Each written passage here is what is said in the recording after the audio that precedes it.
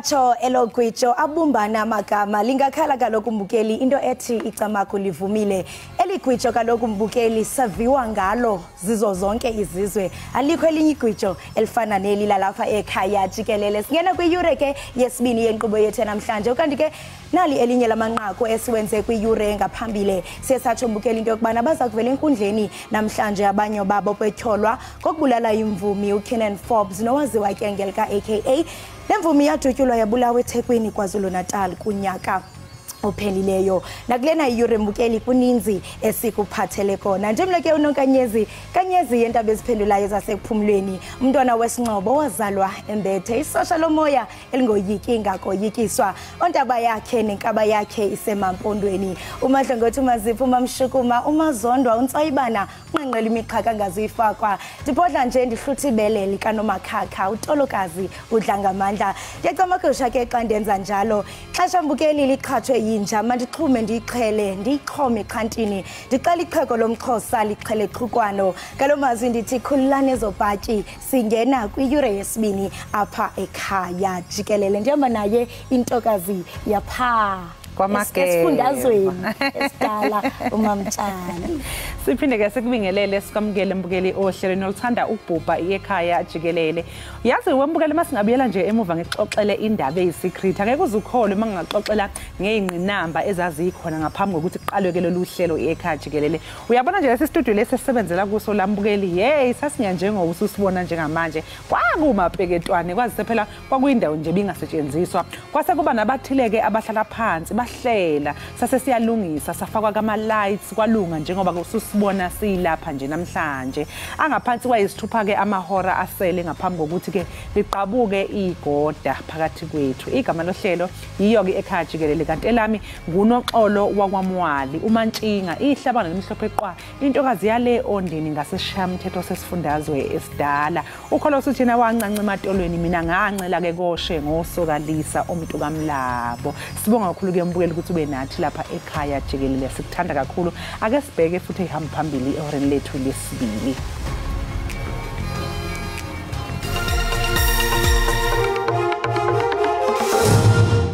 It is quite relieving knowing that the suspect has been arrested, even though it took longer than I think it should have. Bazovela enkantolo namhlanje abanye babasolwa ababulala umculi uKenan Forbes owaziwa ngelika AK lo mculi ke wadutshulwa washona eThekwini KwaZulu-Natal ngonyaka owedlule. Ibhola yomnyazi eMzantsi Afrika ichonge uJennifer Ndege njengomqeqeshi weqela lesizwe.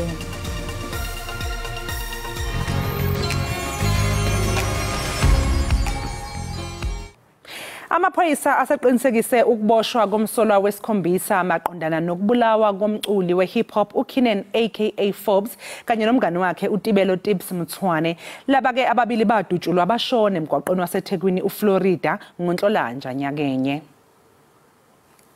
6 suspects that have been arrested and detained in connection with the murder of the two individuals, Mr. Kenan Forbes. Izwe lonke livuke ngezindaba zokuboshwa kwabasolwa abayisithupha malungana nezinsolo zokubulawa komculi we-hip hop wakuleli uKenan aka Forbes kanye nomngane wakhe uTibelo Mthwane okwenzeka ngoNhlolanja nyakenye. Kuthe ngezithuba zasemini umsolwa wesikhombisa oneminyaka engama-30 ubudala naye zamkhalela abalandeli ke bawashayele ihlombe amaphoyisa ngomsebenzi wawo. I'm actually glad that finally now there are suspects that have actually been found. It's been a year since AK has actually died and it brings some sort of justice. Well, it is quite relieving knowing that the suspect has been arrested, even though it took longer than I think it should have, but we don't know how these crime systems work.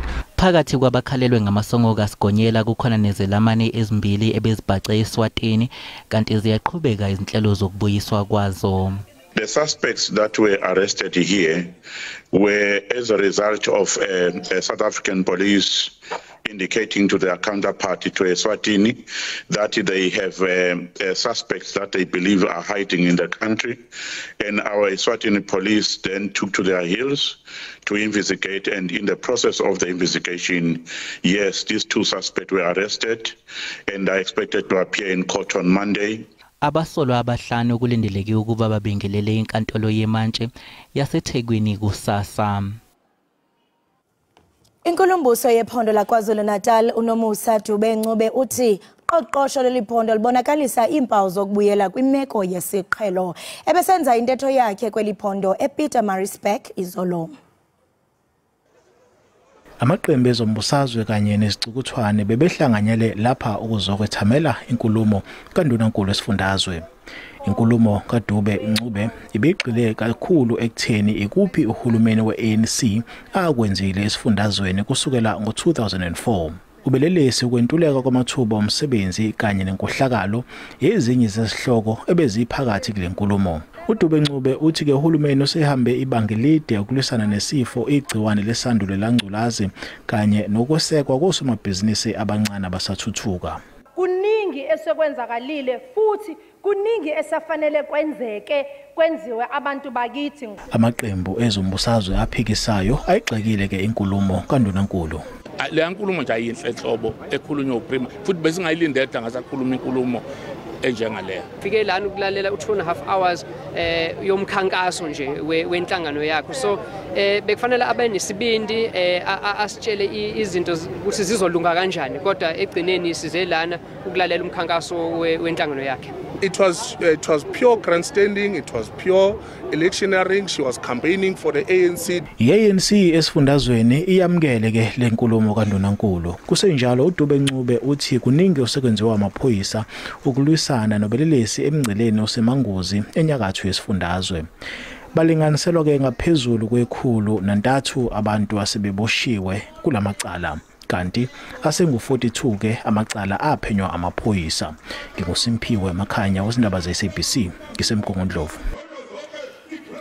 Amaqembu amancane ashaya amakhala ngenkulumo yethulwe uNdunankulu Nomusa Dube-Ncube nobe kuyinkulumo emayelana nesimo sesifundazwe. Inkulumo eyenziwe uNdunankulu waKwaZulu-Natal esishamthetho evula iParliament thina njengeqembu lenakho sibona njengechilo neshwa nje ukuthi kuzube namuhla uNdunankulu usaqhubeka khona lapho abagcine khona nabanye ukuletha izithembiso ezingenazi isisekelo nezingenzeki.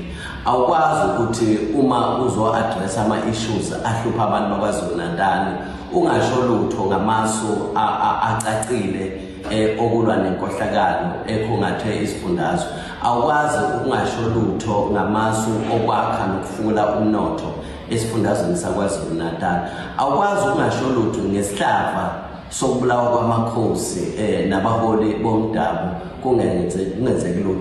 Awukwazi ukungakhulumi lutho nge-unemployment rate ngoba abantu abasha bengasebenzi nje ipercentage labantu abangasebenzi esifundazweni saKwaZulu-Natal lingaphezulu kwa-30%.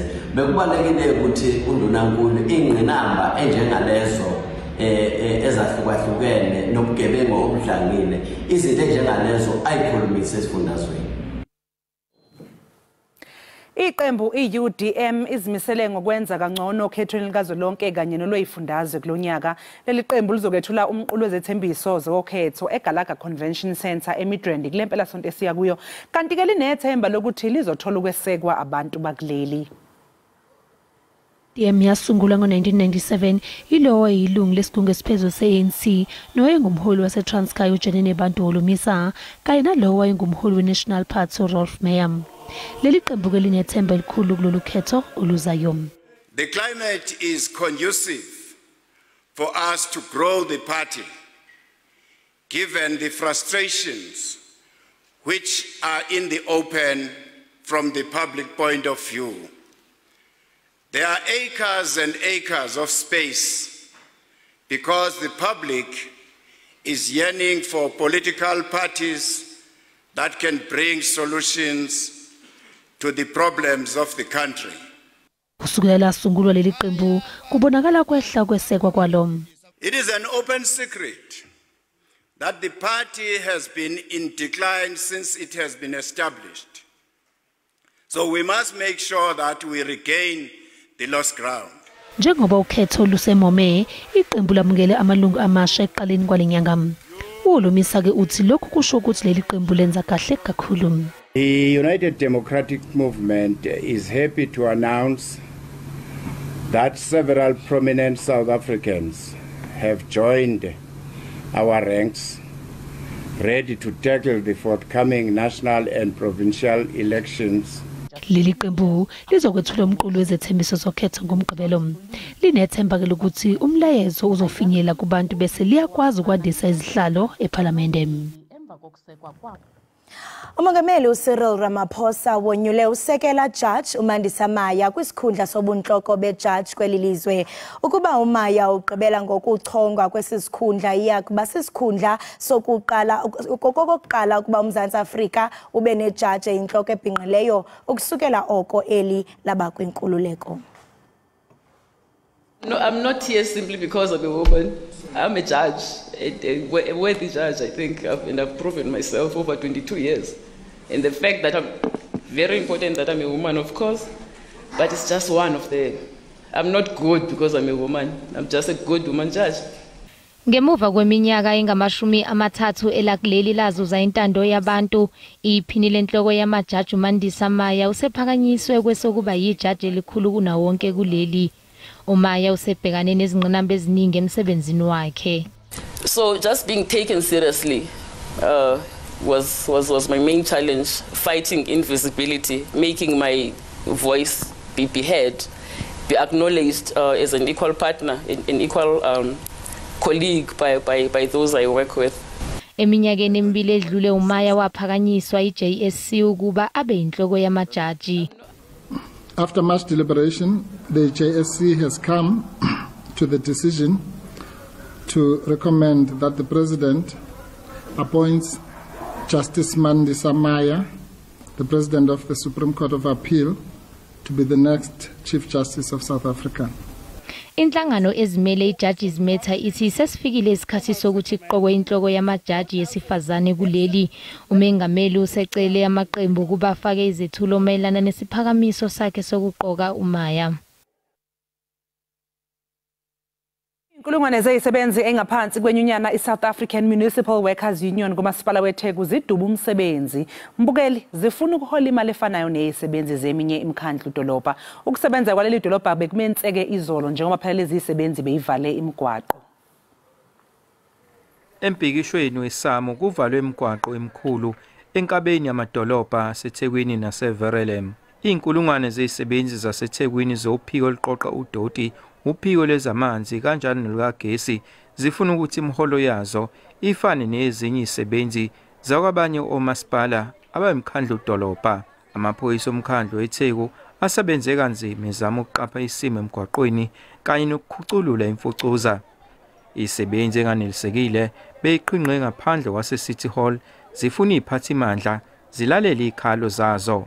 Umkhandlu waseThekwini ubukeka unokuxhaphaza noma nokululaza amaholo abasebenzi abasebenza eThekwini okuwukuthi batheke njengoba bekhona behleli bacela ukuthi umkhandlu weTheku ulinganisa amaholo abo nalabo ababizwa njengama metropolitan municipalities. Edolobheni eVerelem abashayeli kanjalo nabadayisi emgwaqweni bathi lo mbhikisho ube nomthelelo omubi kubona. Umasipala uyafeyila ukuthi akwazi ukusiphatha asinakekele la eThekwini.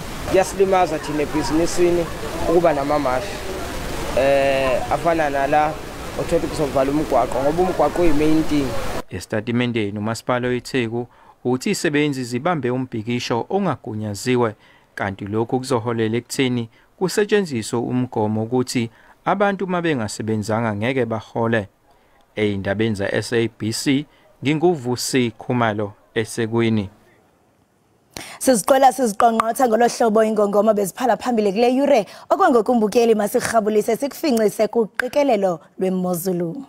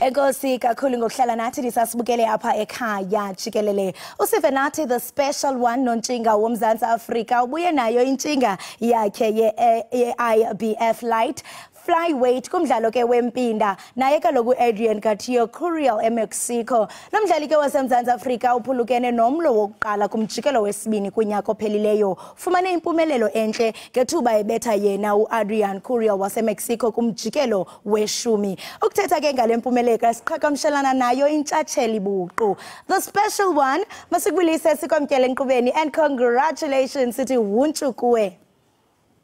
Enkosi kakhulu siswam ngokuba nami enkqubeni yakho ndizibulisele nakubaphulaphuli ilizwe liphele.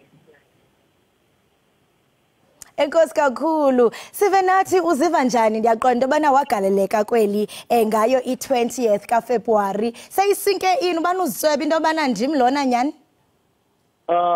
Ndisomkaloku uyakhumbula ndidlalele nayo i-Syria and then ndalose yam.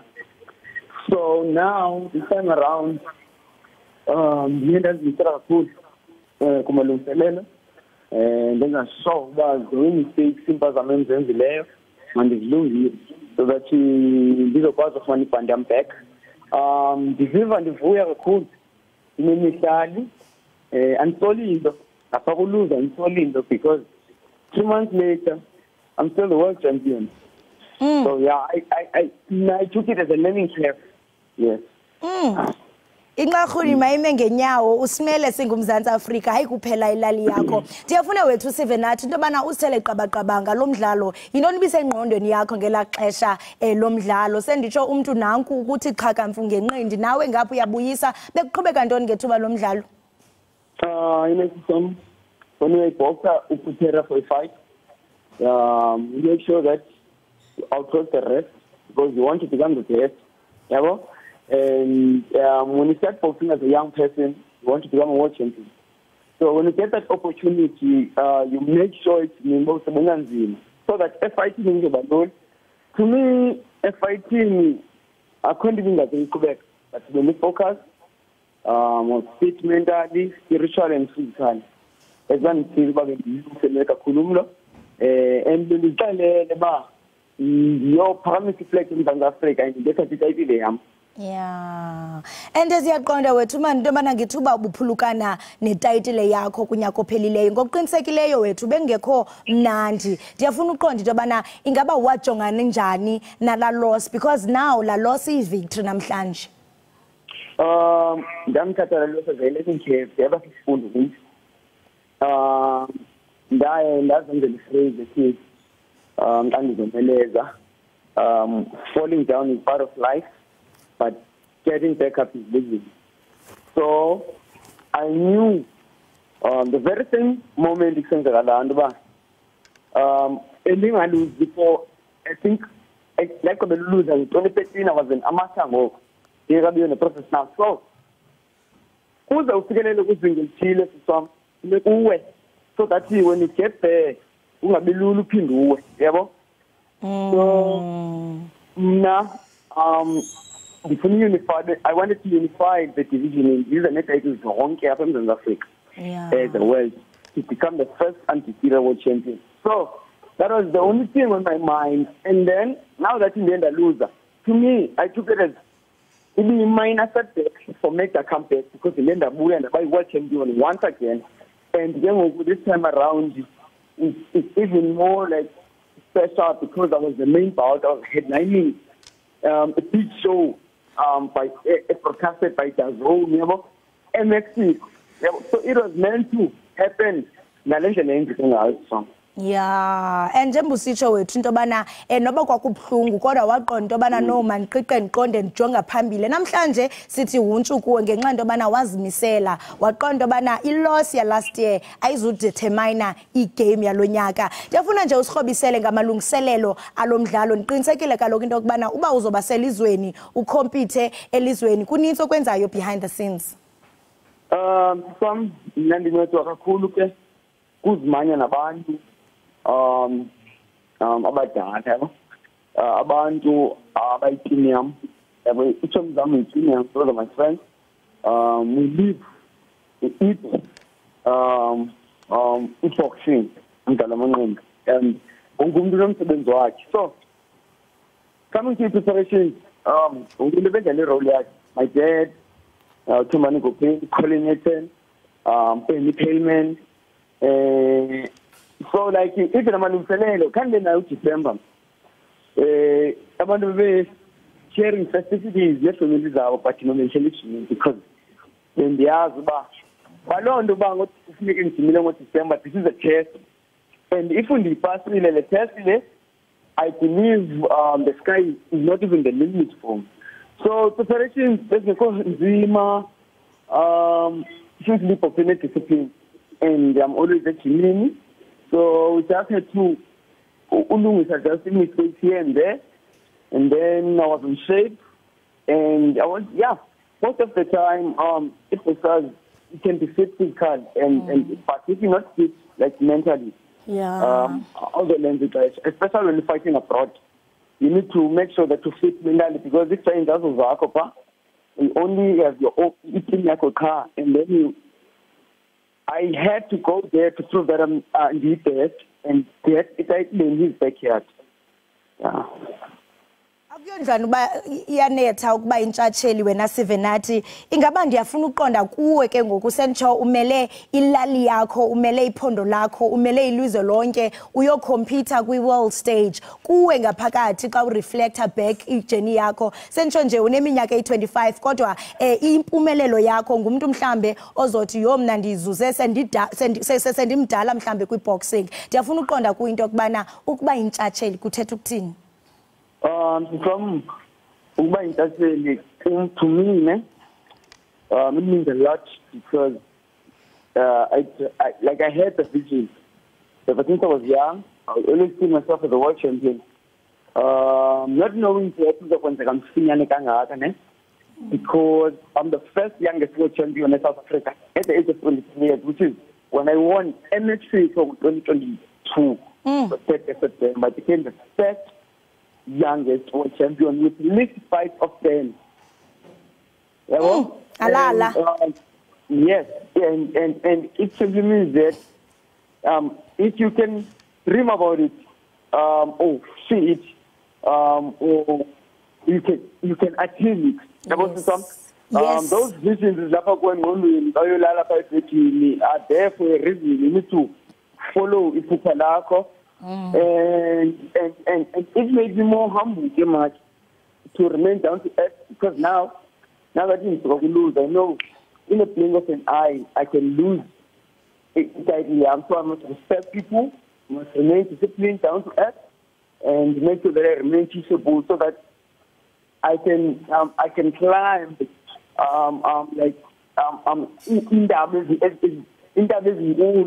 and get to the top and inspire the youth. Go back to his doctrine, motivate the kids, because now that's in the sugar corn, So to me, it simply means that I can do more. I can do more. I know I can do it because I'm still young. Most of abantu, but when it is at the age of 33, 32, but in Brazil at 23. So meaning that I'm destined for greatness, and I want, and so if I can talk in the champion. The champion by ringing, but I'll always remain brother,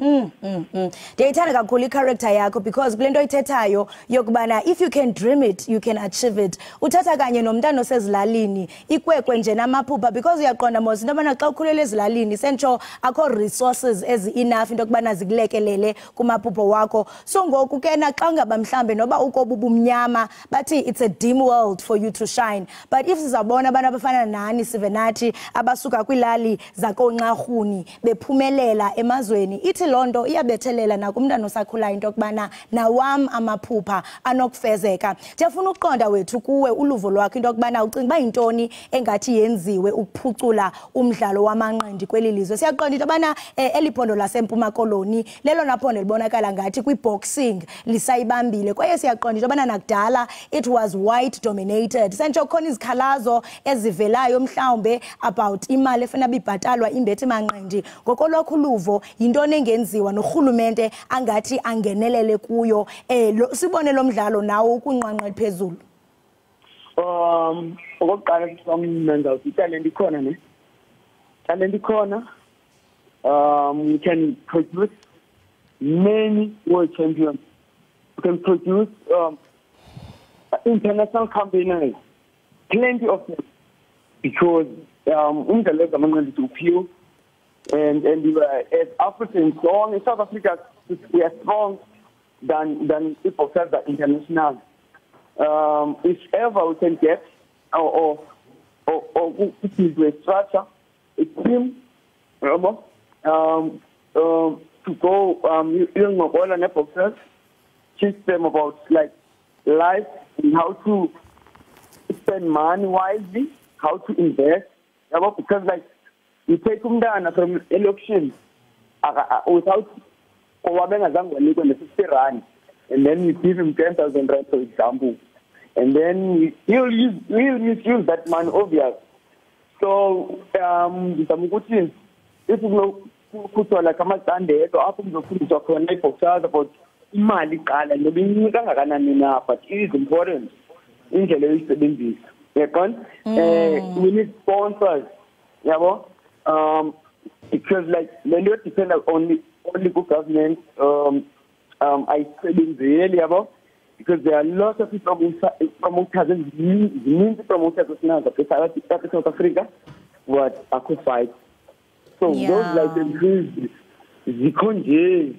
So if you can get sponsors like the stakeholders and the FAKE Isanda, well, I'm telling you from the talent that we have is unmeasurable. So we can go like around the globe and compete. And njengokuba usekhona akho nto engenzeki ngenxa yesizathu njengokuba ukhona nawe ubonakala uphumelela uya kumanqanqa phezulu and yaqonda into bana nawe uzawusebenzisa ilizwi lakho uvakalise ngezinto rhalela into kubana ziphuculwe kwaye ke mhlambe ngokubakho kwakho sizawubona esi sport sicompeter kwi global stage. Ndiyafuna ke ngokuqonda wethu ngaphambi kokuba sivalelise into nabantu abangathi bayilindele kuwe. Zithini future plans zika the special one?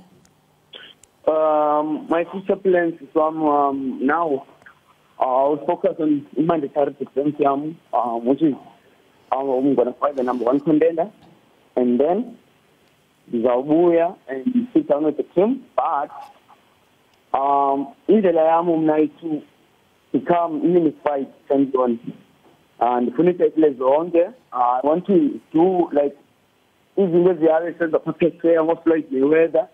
But the little more punch on them. Like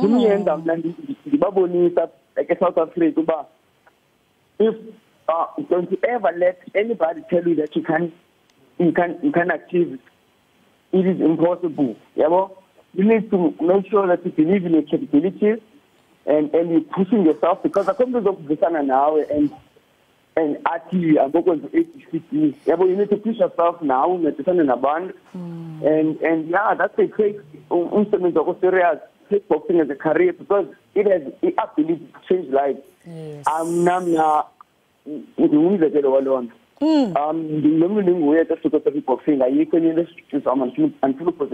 If ever I was in boxing, now I'm going to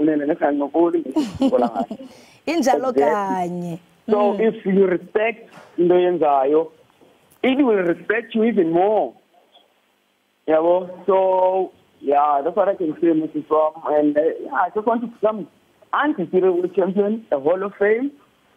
Maybe somehow, board member with the history, and try by all means to make sure by it don't know, but it's not funny than that. And also maybe being a promoter or the Many Foundation, whereby I give kids a second chance at just graduating. Just give them a second chance at life. Yes. Yeah, those are my plans. So I want to build a better future for other people and set an example that can make positive role model in the community. Umlomo uyadala sivenathi ngenye imini sawujonga le interview nalamazwi owathethayo okanye owaprofetayo ngobomi bakho sithi naku wayetshilo ukwinqwanqwa eliphezulu kwaye nathi ke apha ekhaya jikelele siyafuna nokukubona igama lakho libizwa phako World Guinness Record kuthiwa nanku sivenathi from kwilali to the world. Enkosi kakhulu wethu sivenathi ngexesha lakho uyintshatsheli etshotshenhla siyabulela kakhulu nangamazwi enkuthazo ngenene possibilities are endless benosiko lumnandi. Inkosi nakuthi invite engqubeni yakho.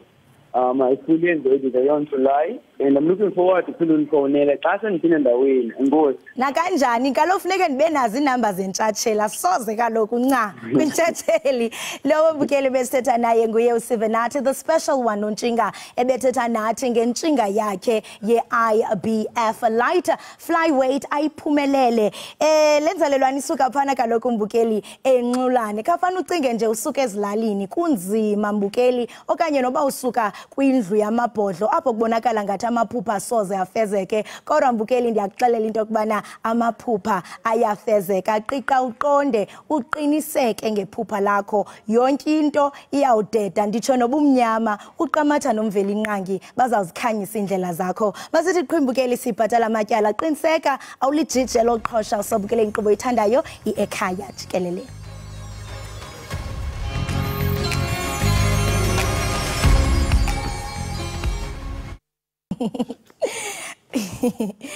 Enkosi kakhulu ngokuhlala nathi mbukeli usenathi kaloku apha ekhaya Jikelele njengoba ndihleka nje ndibu director phezindlebeni ikhona into ekhalayo mbukeli emnandi nawe ozoyonwabela uSimphiwe ke sihawe waziwa ngegama leqonga uMr Thela ngu-DJ waseMzantsi Afrika kunye nomvelisi onegalelo elikhulu kumcilo owaziwa ngokuba yi-Cape Town Gqom Gospel yapha eKapa lodumo. uMr Thela ke sele kulithuba evelisa umculo ngoba waqalisa esikolweni esenza amabanga phezulu kodwa ke unendumasi yakhe uze nengecwecwe elithi Make Cape Town Great Again alikhuphe ngo-2020 nelakhutshwa ke ngo-2020 kwaye ke yaye yamkelwa kwilizwe liphela ingoma ethi ipati yiyo yayitshotshenhla ke de yaphela isetyenziswa nakumdlalo kamabona kude othi Jiva. uMr Thela ke ulapha estudio ukuze abelena nathi ngohambo lwakhe yazi ndirongo mani ngokuba ndihleli phansi bekumele ndisukumile so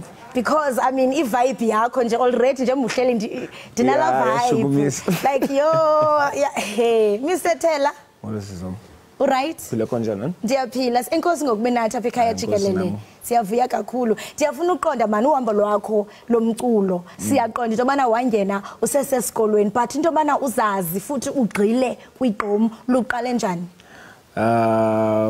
aqala ngo-2016 qala kwami ukwenza umculo so ke benifunda njengabanye abafundi but then kwafika ixesha esikolweni ebhayi kule show I think it was a Valentine show kwafika lo DJ wabedlala and I was like after iqhubodlala ndathi yabo yona wenza le anziphinde njike and stick to that until today.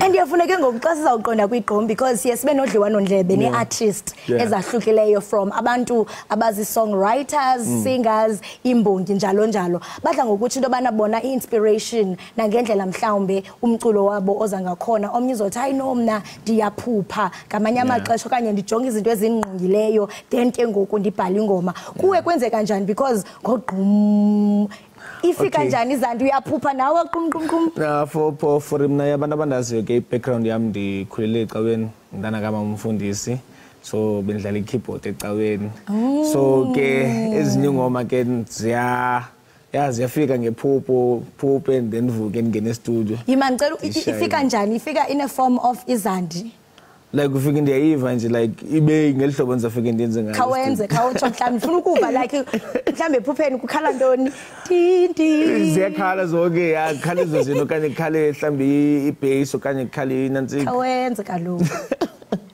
good thunderstorm. Yakazi ukhala uqhum then come then ufike wena uyenze studio then uzayifakelele ezinye izinto. Inabuvuka ubilile kwelothongo. Because iyajeza. Because kaloku sentsho kanye noma inhliziyo banithi qhum ngelo xesha uyaphufa and then uhlanganisa into ohlanganisayo. And yafuna mani sibuyele emva wena Mr Thela kwingoma yakho eyafeaturishwa kwi-Netflix movie. Ipate. Yes. Yeah, ipate wasiso. Yenze kanjani yonke lonto and for umuntu ozawuthi uqale ngo-2016 you know with many artists mhlambe umuntu uzawubona abone uba yokubila kwam after so many years ungone ezafumana i-victory but already into yobana urecognizewe ifike njani lo collaboration.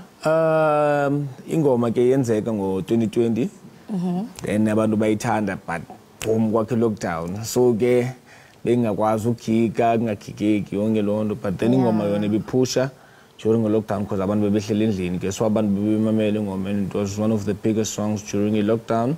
Then ke abantu baka Jiva picked up the song bayithanda and basifonela recommending ba bacela ufake ingoma ibe part of Jiva and that's how everything happened. Wow. Yeah. Nansi into iphekiwe apha yavutshwa. Kusazonakala yini kusenguFebruary into lusenza yona waphele wasifaka ku end of the year. Kwenzeka ntoni apha Mr Thela? I-music video lena ye album engisanda uyikhupha but i single ke album kwanonga zaduma featureisha uNjelica. So it's one of the current biggest songs the album. Yeah. Yo, hayibo. Ayi wena. Mr Thela undenza ntoni? Hayi. Yo, hayi mani. Into lena eyenzekayo mani ngeGqom Music because nje ndikubone ingakumbi pha kwesasixeko sasemangalisweni eKapa into kubana it's like i-Bluetooth i-connecta successfully.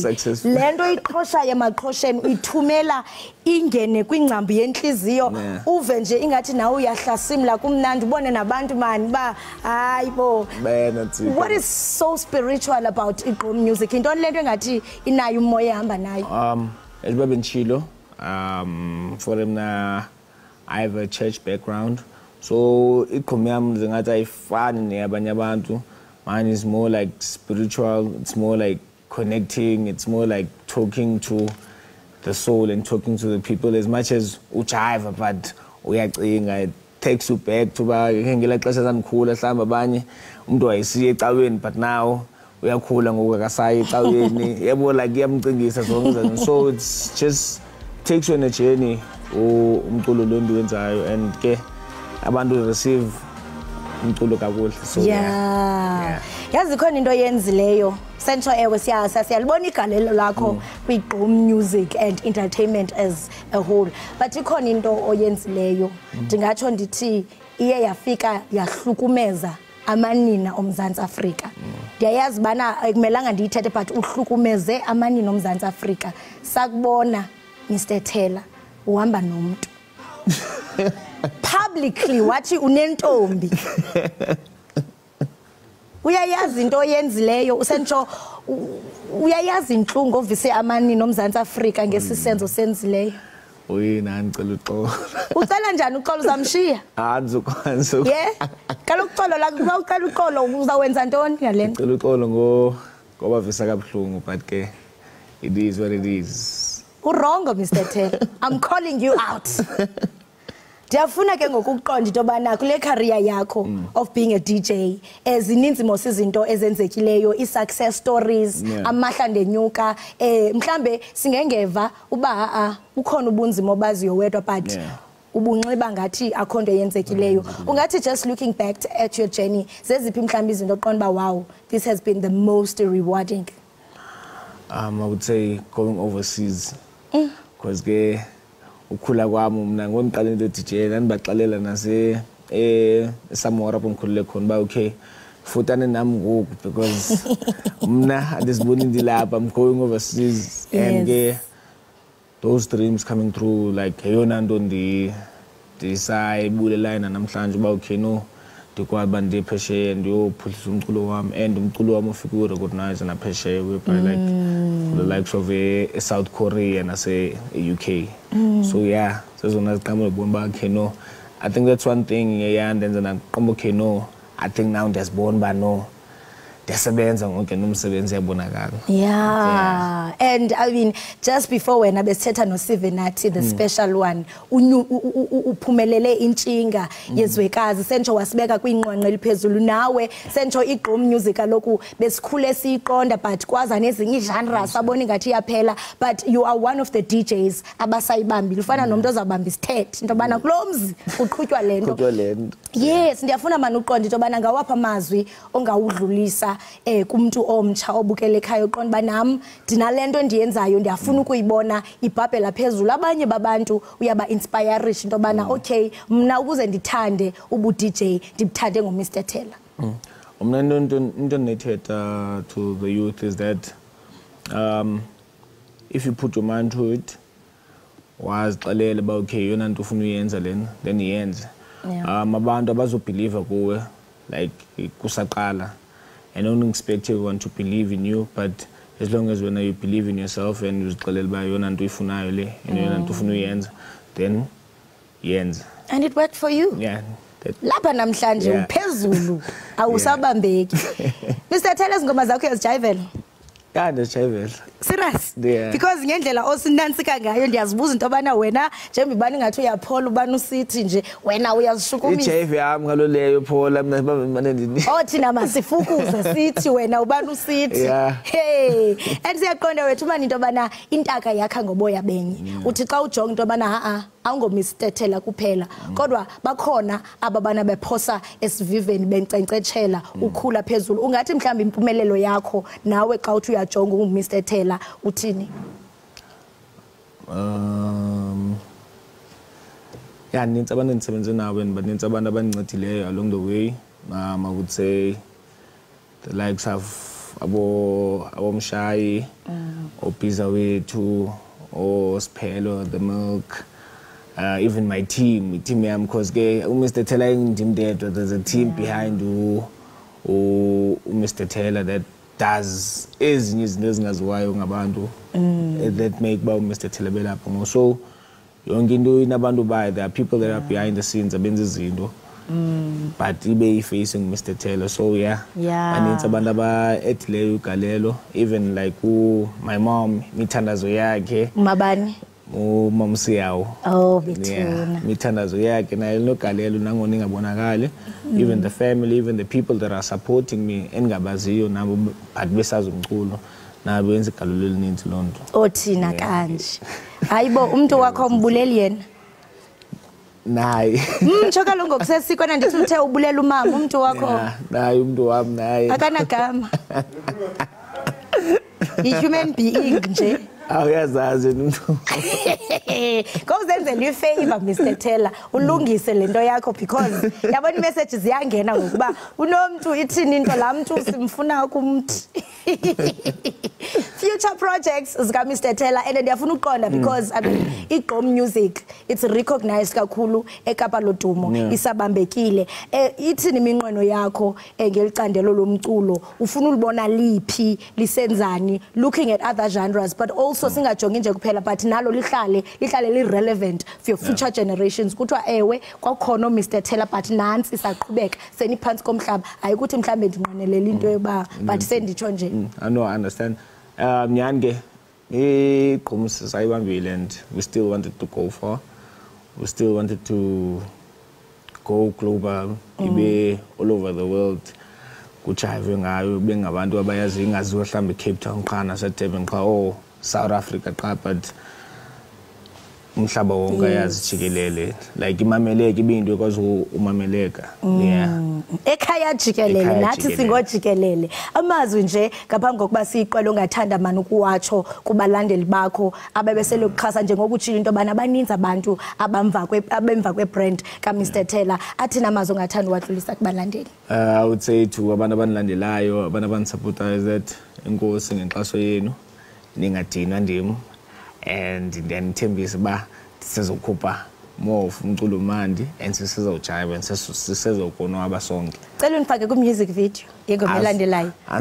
Sayilungisa Zoom hayi choka lokuthini zoom hayi bo Mr Thela thela umlilo Tell umlili ithi leya nakaloku buyithandi zum zum zum. Lebu ikhalisa thunderstorm. Yeah, zum zum. Oy Mr. Taylor siyakiza. Zum zum zum zum zum zum. Ayey kwacha pha Mr. Taylor. Because kakhulu ngokuba nathi siyawuthanda umculo wakho senditsho yazi umculo unenye nje imagic xa bethi umculo is spiritual even if umuntu aka understand because I mean igqoma ina lyrics but yathetha inkosi ngokuthetha nathi ngepassion yakho nawe wasabela ubizo lwakho into kubana ulandele igqom music uyasiphilisa uyasonwabisa ndifuna ukuthi ndinje sendimdala kungenxa yakho. Right imbukeli wekhaya Jikelele lo ke ebesithetha naye ibinguye uzum uMr Taylor imusician yethu lapha eMzantsi Afrika okuphakamisa kakhulu kaloku umculo weqom esixelela ke banzi ke ngohambo lwakhe nokuba ufuna ezibona because ke mbukela sikwazi nje into bana sincokola naye nje kungatsumtsumzeki uzawusizumtsuza ke xa sibuye entengisweni na apha ekuhambeni kwenkqubo qiniseka into kubana awulijije loqhosha kuba uMr Taylor nguye ozojija amaqhosha ungagunqunqa ungaqhosha lazi sabukele ekhaya Jikelele.